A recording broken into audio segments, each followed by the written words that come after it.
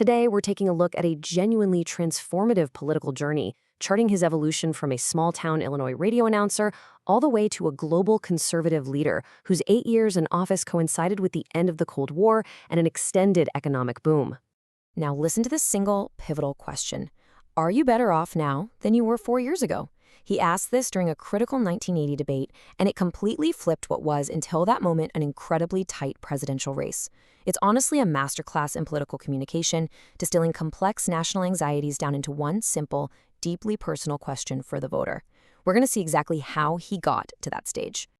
So, to really understand this journey, we'll follow a chronological timeline through 5 key eras today: early life in Hollywood, his rise to the presidency, the first term, scandals and Soviet summits, and finally, his final years and legacy. Let's get into it.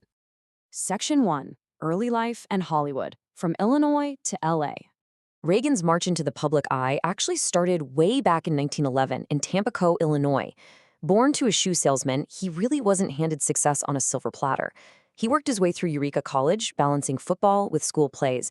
And that kind of hinted at the performer he was destined to become. After a brief stint as a radio sports announcer, a 1937 screen test became the ultimate turning point, and he scored a contract with Warner Brothers. That single contract? It led to a whopping 53 film appearances over the next 2 decades. He wasn't just a background extra either. He starred in celebrated titles like King's Row. Now, during this era, his first marriage to actress Jane Wyman, with whom he had 2 children, ended after World War II, which really set the stage for a whole new chapter in his life. Things shifted pretty dramatically for him, both personally and professionally. In 1952, he married actress Nancy Davis. And professionally, he transitioned from acting to becoming the president of the Screen Actors Guild.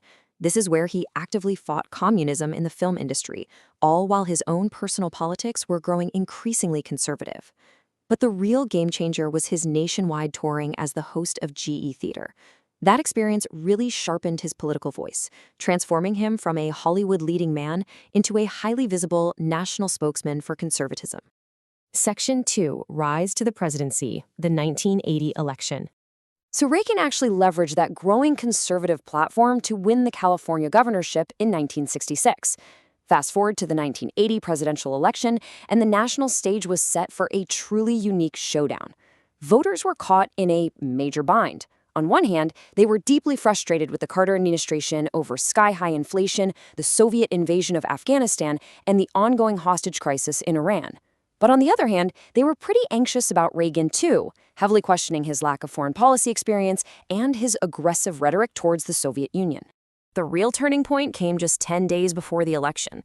Reagan delivered a debate performance against Carter that effectively shattered those voter hesitations, famously using that better off question we talked about earlier. And the result?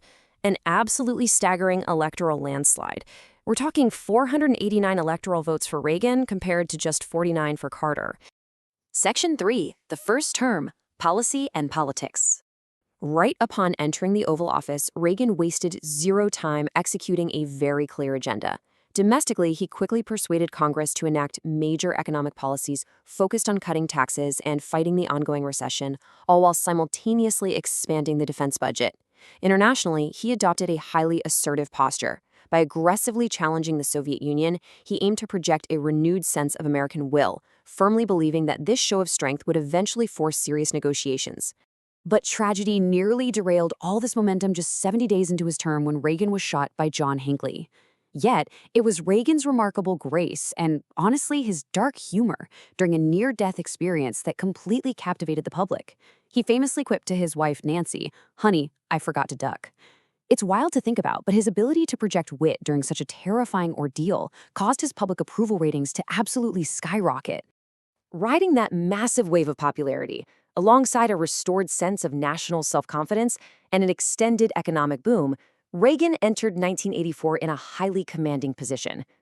Campaigning on the famous promise of bringing America back stronger, prouder, better, Reagan and his vice president, George Bush, secured a second massive landslide victory over Walter Mondale and Geraldine Ferraro. Section 4.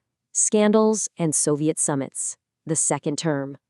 Now, this second term revealed some pretty significant paradoxes. On the domestic front, Reagan achieved a major victory by pushing a sweeping income tax reform bill through Congress in 1986.